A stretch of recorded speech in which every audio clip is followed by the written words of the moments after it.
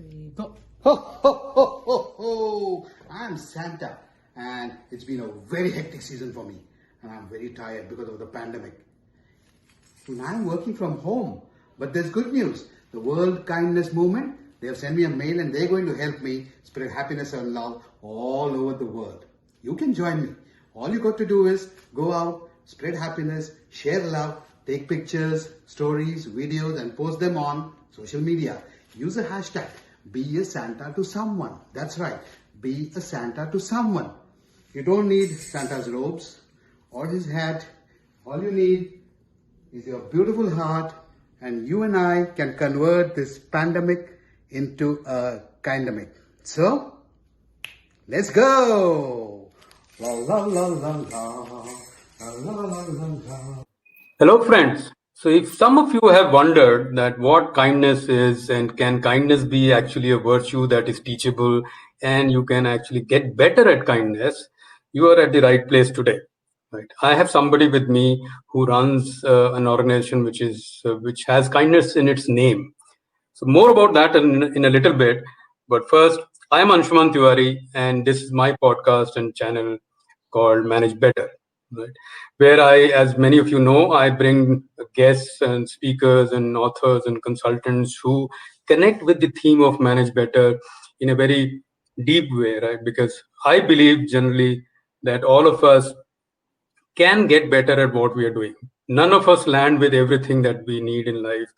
We all land somewhere, whether we are at work or at home, in our lives. We get better from there, day by day, year by year, season by season, depending on what profession you have. And that's my core belief. And I have gotten better over the years, hopefully. And I try and bring people who've done that themselves, right?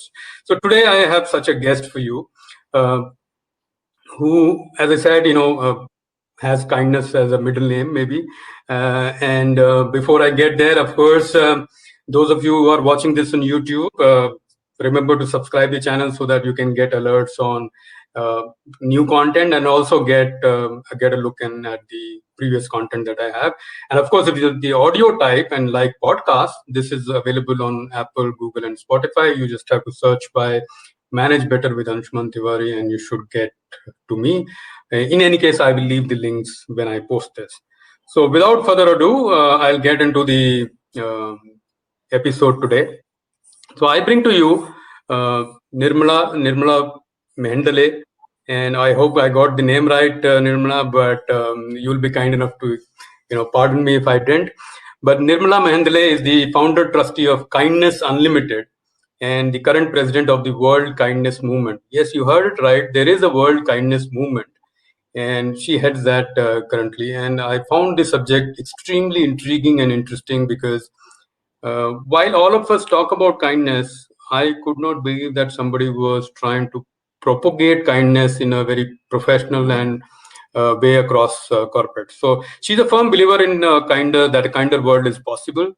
Nirmala has over 3 decades of experience in building and implementing HR systems and processes for many large organizations, both as practicing HR manager and then as a consultant and coach. So she knows what she's doing. She has been there, seen people up and close in terms of how they work and what sometimes makes them work better, and also the other way around, right? What stops people from getting to be what they can be. Right. So Nirmala has in-depth understanding of the importance of the human factor at work and the demands of the global workplace. And she's widely traveled, and she sees it as a way to open her mind to continuous learning, diversity, and cross-cultural sensitivity. A lot of this goes along with the work that she does, of course, to propagate kindness. And this is, of course, that like many of you may have got an idea of, so this is strength-based approach to getting people to improve themselves, right? Which ties in very well, I would say, with the concept of manage better. So with that, I bring to you Nirmala. Nirmala, over to you for some opening comments, and then we get into questions that some of our viewers have submitted. So Hello, everybody, and thank you, Anshuman Tawari, for having me. You have no idea how joyful I was when I received your message, because everybody who allows me to speak about this is being very kind. So, for today's discussion, I'd link kindness to manage better, right? So, it's very important for all our viewers to understand the way kindness is defined by our organization. Okay, so we would not go by the dictionary definition of kindness purely, right? Mhm. So, kindness is balancing self interest with the common good or with the greater good. Okay, so Mm. kindness, our definition says we've got to look after ourselves, and while doing that, there's much you can do for others. Okay, so this is very key because when we look at mental or physical well-being, there are times and there are people who would do a lot for others and get burnt out themselves, and that is not sustainable kindness. Correct. Right? That's like a shot in the dark. Oh, I did everything I gave. And that's also good because some of us just get inspired. I think the pandemic has inspired many people to reach out and be Mm. kind. But how do we sustain this as a philosophy? Because it does us good too. So I keep telling people it's not about just helping other people. So to connect with the topic, I would say that when I'm balancing self interest with the common interest, the word that comes out is collaboration. The word that comes out is cooperation. The word that comes out is win win. Okay, so if that can be a philosophy that my thought processes are aligned to, it is pretty easy for me to manage better. And this could be with myself. Let's say I know I'm burnt out. I've done too many Zoom calls. So to say, oh, Anshuman, today is the wrong day. To be able to Mm. say that no, because it's about me understanding myself and so managing better and giving you a better quality conversation, because not just saying I have fever but it's okay. Okay, so it's about self, it's about two other people, it's about families, it's about couples, Yeah. it's with children. I can see parenting, right? And you guys should get my son on this show because it's a whole wide journey learning from that role you play. Yeah, I also live in a joint family, and in my case, it's an inter-religious, intercultural, inter what you may say marriage. Okay, Mhm. and we are living in a joint family, and it's a daily conversation, it's a daily insight, and so I can look back at the mistakes I've made, I've looked back at the learnings I have, and then when you come to the corporate world and you come to communities and societies, it's about would that synergy or 1 plus 1 plus 1 really make it far more than the three that is anyway a given? And that's the way I'd like to put the conversation and drive it further. Thank you. Very well said. I think, Nirmala, I think just the right tone for the conversation because like you said, it is sometimes seen as a give only, or it's neither give only, neither take only. It is win-win, like Stephen Covey would have loved us to say, use that phrase.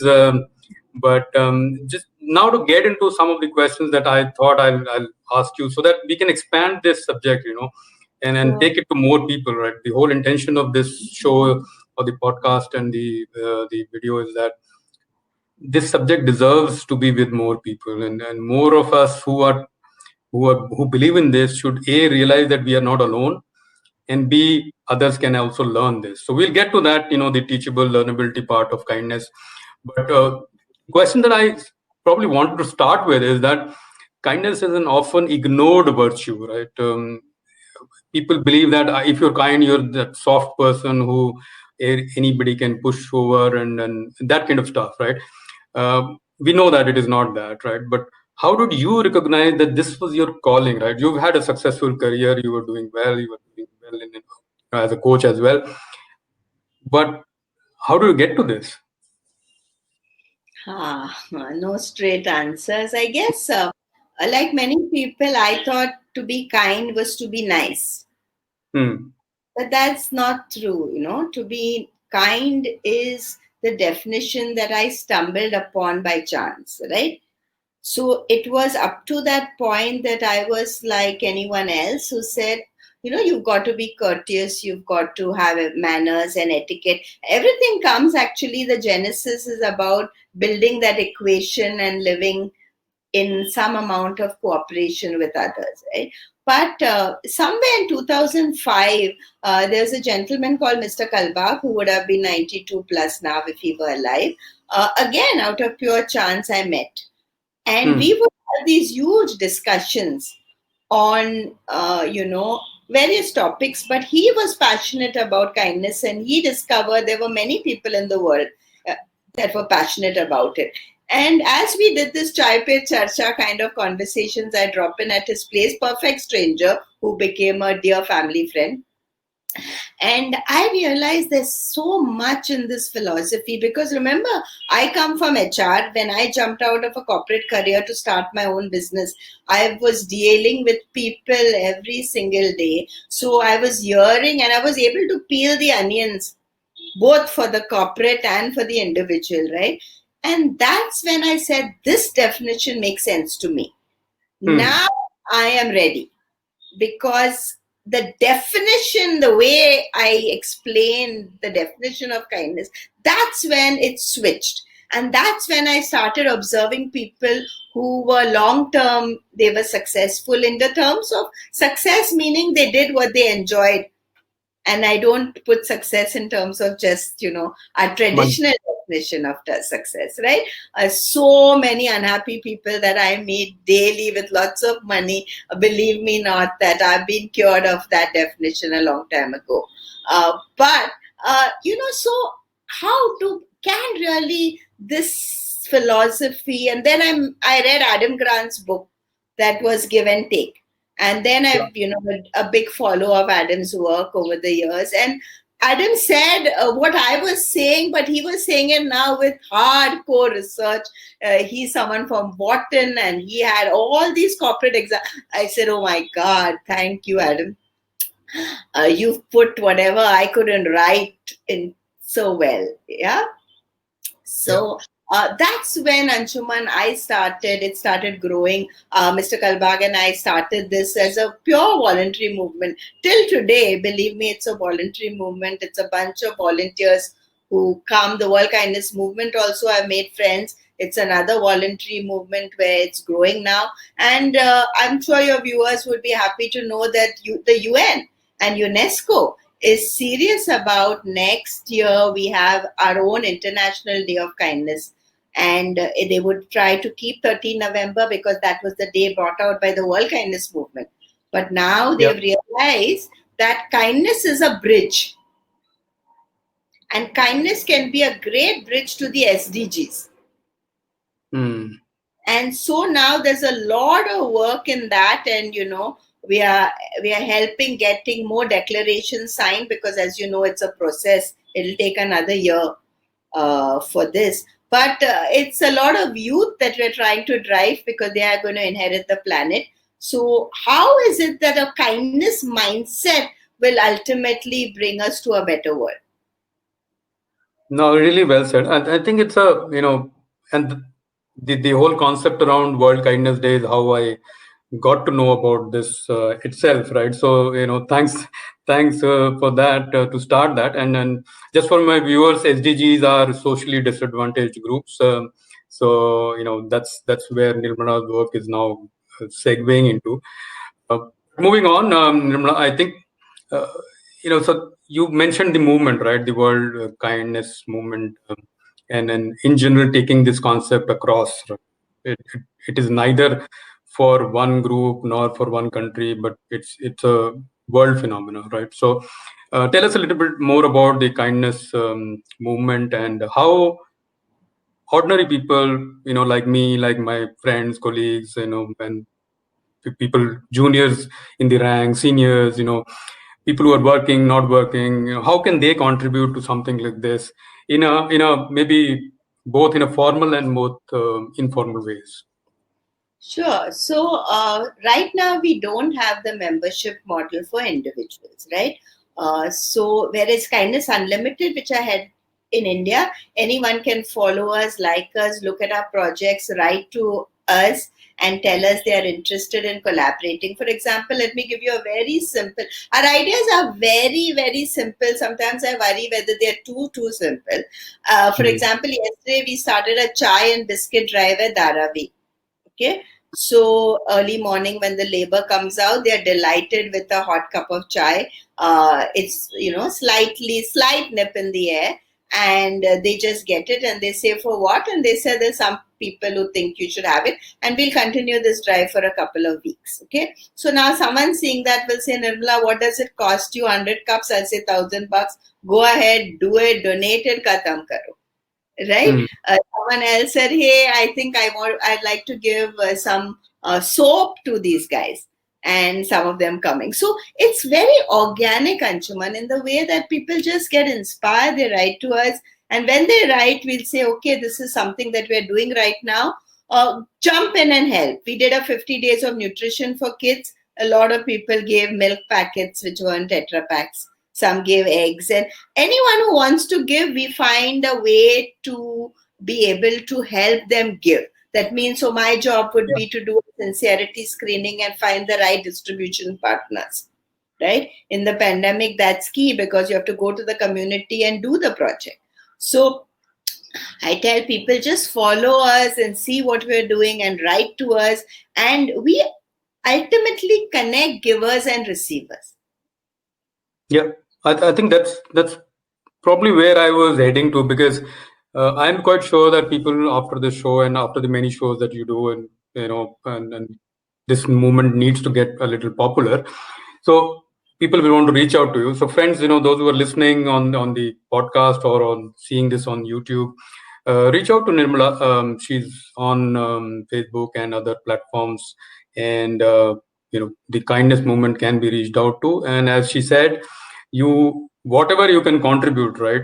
It is they will find a way to help it reach the people should reach to, right? So, and many of us sometimes, I think, Nirmala, this is also, and I've seen this firsthand. My wife is for some years she was into the social sector before we moved to Bangalore, and she was in one job for some time trying to bring volunteers to social causes.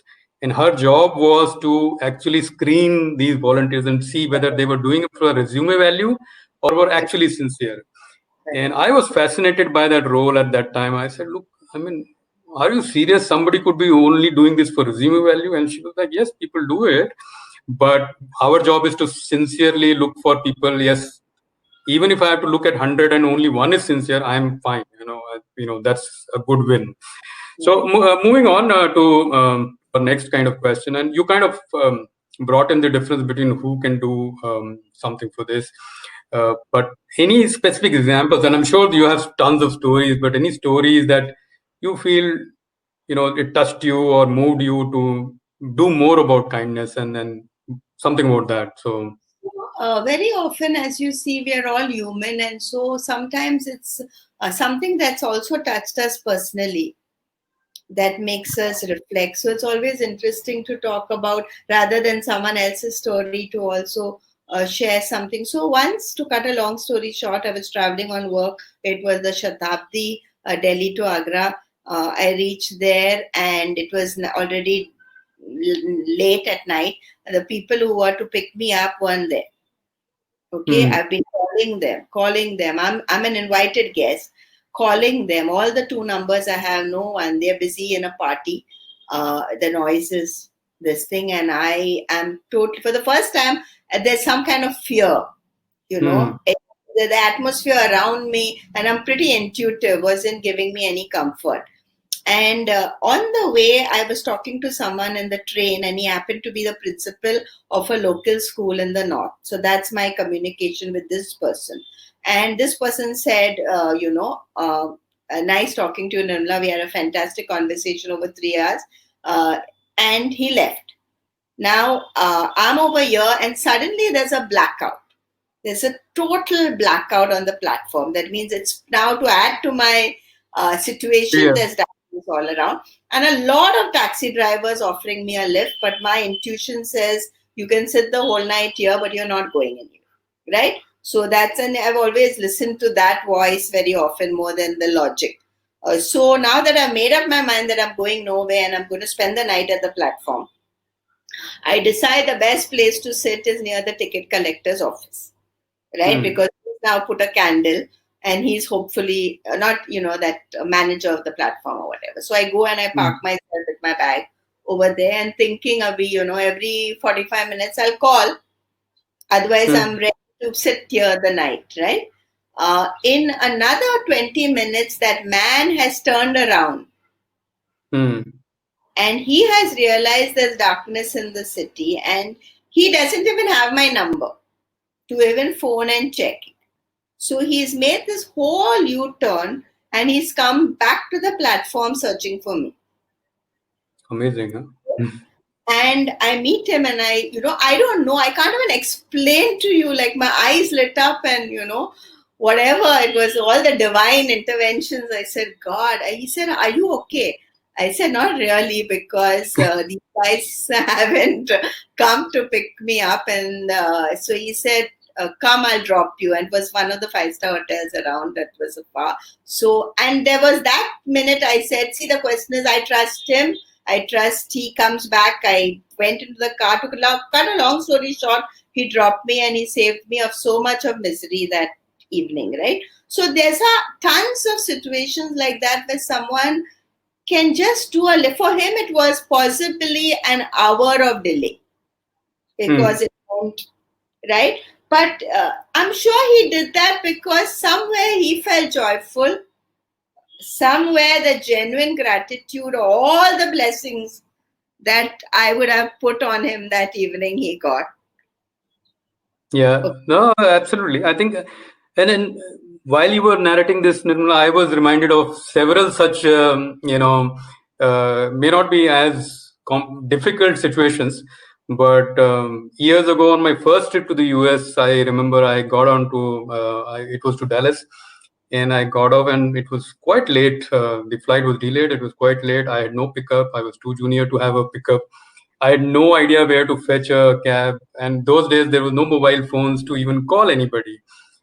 And there was this Indian family who was there, and they saw me a little worried. And they came up and asked me.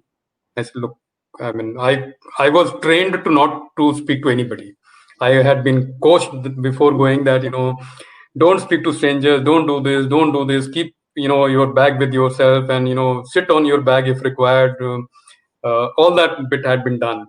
And in that moment, something clicked, and I said, "Yeah, I have to go to this hotel." And, I was expecting somebody to pick me up, but I think it's too late now.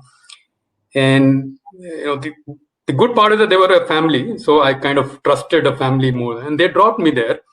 I have never met them again. They never saw me again. I don't even remember exchanging names. I was so worried. It was only at 15-minute drive. I don't even know whether it was on their way, off their way, but I still remember. It's been more than 20 years, much more than that, and I remember that kindness, and it saved me a lot of things. And I'm sure they went back, like you said, they went back thinking we did something good today, and that's probably more about it. So moving on, the linking kindness to the workplace, then that's something that I've always been keen on. That many of us in the workplace start thinking that if you are being kind, you are being, for example, for years, differentiating between employees and being fair at the year-end appraisals was seen as very rude, right? So you are, how can you say somebody is better than this, and now you are being unkind to the person who's not doing well, right? Those kind of things, and these thoughts have evolved over this. So what are your views of about kindness in the workplace, right? So in day-to-day workplace, so that we can connect these two topics.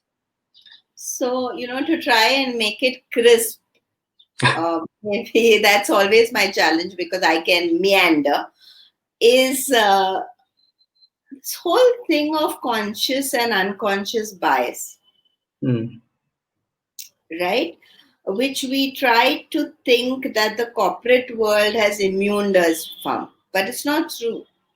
And in a Yeah. country like India, the messaging I'd like to give is we not got to consciously think about this more often Mm. and consciously challenge our perceptions and our worldviews, because it can affect what you're saying is the transparency, the authenticity when we work with people who are Yeah. in a so I would say, especially when we start off as juniors, and that's the right time to check that, because you're just entering the workforce. Yeah. Some of us come from small time India, some of us have less exposure, also Yeah. to validate that a little logically and to test yourself by actually doing what you've been told not to do sometimes. So Yeah. you got brought up with your mother saying XYZ, or your family saying this, and you challenge it because you realize that you are now an adult and you need to logically challenge some of our tapes. And I really believe if India as a country, we have to make that change. It is, and I tell my generation, I hope I die with my prejudices. Yeah, that's a very strong comment, but I'm digesting it.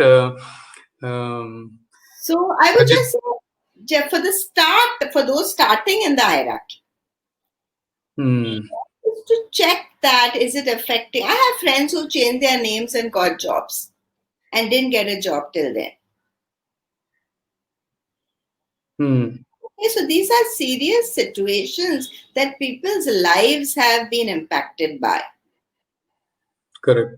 So whether it's gender, whether it's abilities, disabilities, all kinds of stuff, not just the normal biases we think of.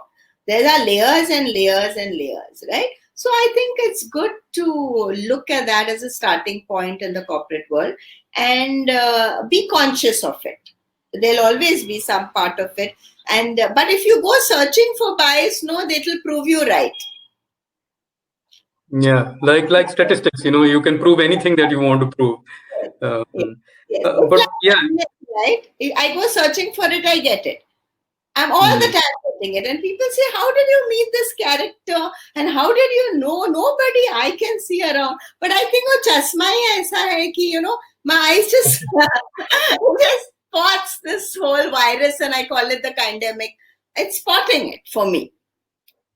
yeah, and kindemic is a interesting word, and I hope we can popularize it because and especially at workplaces, and we've all been caught up in this huge rugged machoism at the workplace, which can get work done. Eventually, if you and I do some, I would say, research, but informal pattern and studies, and find that people who yell and rant and shout, "This is required tomorrow," none of that work actually gets done even 2 months, 3 months, 6 months later. But people who work with their teams and say that, okay, when can you give me, and let's work together, may actually have the outcome in 2 weeks, 4 weeks time. Whereas the other opposite, which is the popular, the textbook big boss, actually doesn't work. And which reminds me, and you brought in Adam Grant, and I'll take a minute to probably narrate this to our viewers also, and you will know this Adam's work. He recently, and this is not his work, he's quoting other works as well, that we might have misunderstood Darwin as well, that it is not just survival of the fittest. It's not in the strength way, it is also the fitness in terms of empathy and caring for each other. Come to think of it, when all of us were nomads and even tribes were not formed, each other was food, right? So if I don't like you, right, you don't like me, we are food for each other. And at the end of the day, if you are in trouble, there is a wolf or there's a lion or there is some other dangerous animal lurking at you, I'm not saving you, I'm not standing up for you. Whereas if we have empathy, we have worked together, and we are, friends was a word not coined then, but we were friends. I will watch out and I will help you, and we will both survive. And that's how the Homo sapien journey progressed. It didn't progress because people were aggressive and fighting and killing each other. It progressed because people were helping. A very important point, because if you look at the history of mankind, it is the collaboration and network that's got us up to this point, right? And we can either use it for the good or we can use it for the not so good. It all depends on which, so it's like the network of the good and the network of the bad, right? So you can decide which network you want to. Unfortunately, the network of the good requires to get stronger. Yep. Where those of us who believe in these philosophies need to come together far more, because the terror networks are very strong. Yeah, that's a modern day manifestation. But I think the way I drive home this point is that this has always been the case across history, and the way mankind or Homo sapiens as a species has progressed is because of empathy, kindness, collaboration, working together, and then they survived. If they start fighting, otherwise man is a very weak animal compared to any other animal. We are one of the weakest. We don't have any defense against viruses. We don't have any defense against elephants or lions or anything. We have survived because we were kind to each other and had empathy and planned and collaborated and survived in those days. And there are modern day versions of the same terror or the difficulties that we face on a modern day basis. Interesting conversation. I'm really enjoying this kindemic discussion. But to try and bring this conversation to a close, you of course speak to many TV channels and other forums as well. How would you summarize your message to the listeners? So I would say that first of all, it starts with a reflection that how do I balance my self-interest with the greater, right? And with that reflection, there would be a lot of thoughts that will get triggered. And I would say to start with the self.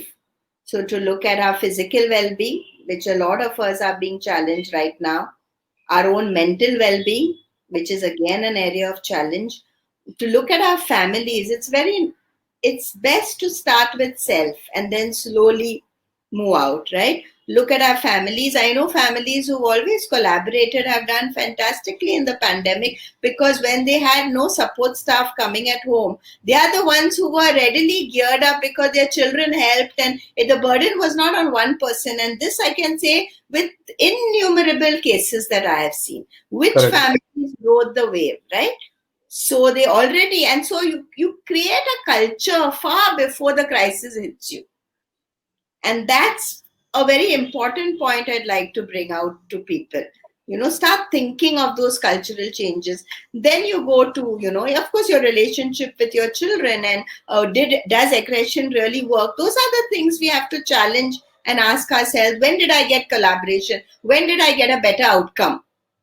When was I feeling internally, fulfilled? In this uncertainty, what are my priorities? So, and then go to the corporate world, and then go to our relationships, working from home, remote. How often we say, how are you? As a real, just because it has to be said. And how often do we say a simple, how are you? No, how are you doing, Anshuman, today? And where you sense that I'm really, really wanting to reach out to you. Do those things in the long run, spending that extra 5 minutes at the start of a meeting. Set the tone for a more empowered and a workforce that give us far more in the end. So I would leave everyone with these thoughts, simple thoughts, but very powerful if we can start. It's like someone has a conversation and talks about COVID, and I know it's draining that person and me. I am now trained to divert the conversation into a more positive flow, right? So in the end, I ask myself, did I make that person feel a little more energized at the end of the conversation, or did I make her more tired? Yeah, fatigue, COVID fatigue. 100 people are saying the same thing. How does it help me if the statistics today is 1,000 or 1,500 deaths? I need to find out what can I do for myself and my family and the people around me and find a way to energize. So I think just changing conversations, learning, which is also part of appreciative inquiry, Correct. and having those skill sets is huge as a starting point. Then we will surely go on to doing things for others. It will come naturally. Believe me, when you're standing at the lift and someone's running, you will wait because you will realize it is ridiculous to reach 2 minutes ahead of somebody. Yeah. When Done you're that. pushing someone in traffic and then you go and see the guy at the same signal, but you felt so happy कि मैं आगे गया, right? You will start looking at the ridiculousness of some of the things out of sheer habits. So I'd end up with it's possible to create new habits. Yeah, I think that's it's possible to create new habits, new mindsets. All it takes is small steps, like you said. And to my listeners and viewers on YouTube, the message, of course, is that try and be kind. And if you try, you will find a way. There is no right way. Nirmala has found many ways in which, as she explained during the show, where people reached out and are being kind, but you can find your own way. This is not a unidimensional movement. It is a multidimensional movement. And if we are kind to our colleagues at workplaces or our families, our neighbors, or their families, and so on, in small ways, this would be a world worth living. So, Nirmala, to wrap up the show, I usually ask this question to all my guests: is that what is that one book, resource, online thing, anything that you would recommend, and to our viewers to go deeper into this topic, right? So, on kindness, anything that you would refer. So since I've quoted Adam, I'd say go and get his book Give and Take, because he speaks about the importance of giving and receiving, and that it's cyclical, right? So I think once we get into that philosophy, and secondly, look at the kind of people that you can, you now people will be forced to look at an individual from this lens, right? So someone tells me I'm a photographer, what do I do? Go out and look for NGOs who need a photographer just now. Someone says I'm a singer, go out and sing and cheer someone at an old age home, right? It has nothing to do with what you're not good at. Do far more of what you're good at. And start looking at people who've achieved this, who've given a little of what they are already. I can't give you something from an empty cup, right? I can give you what I'm good at. Correct. And I would inspire your viewers, if you're an artist, a painter, a speaker, photographer, each one of us is blessed with at least one gift. Yep. And find how that gift can help somebody else. And that's the easiest way, rather than go out. Someone says, I don't like older people. Don't go to an old age home. Go to where young kids are, right? Don't force yourself to do things you're not fond of, because then you'll do it with joy. And I'm sure, Anshuman, you're feeling joyful doing this show because you believe it has a purpose. You can't do it without that, right? Yeah, and then, like you said, if it is strength based. So I'm good at this. I feel I'm good at this. I can take this message to more people. And in a way, my purpose is served, right? Of course, if it gets bigger and more people reach out to you, the movement spreads, I'll be happier. But even today, I'm happier because I think I have done my bit in taking this forward. So thanks Nirmala for that, those insights, and helping me also see this differently. And I hope our listeners and viewers will see this differently. So with immeasurable gratitude, Nirmala, I will end this show. And to my viewers, friends, wherever, whatever podcast or YouTube channel you are watching this, spread the word. This is something that I'm deeply passionate about, that we don't have to be a stereotypical person at work. There is kindness in all of us. We just have to dig deeper and find it, and demonstrate it. It's okay for that one report to come one day late. It's okay for somebody to take a half day leave if he or she is not feeling well. It's okay. They will work harder for you if you are kinder. Right? So there is a little bit of, even if you are looking for a return on investment or some of those ugly words, so to say, there is enough in this, right? And if, at the end of the day, you will have joyful relationships, which is more than any other, more return than any other investment could give you. So with that, I'll wrap up the show. Thank you, Nirmala, once again, and to my listeners, viewers. All these, like all episodes, this will also be available on the YouTube channel in about a week's time and on the podcast. And till we speak again, manage better. Thank you. Thank you.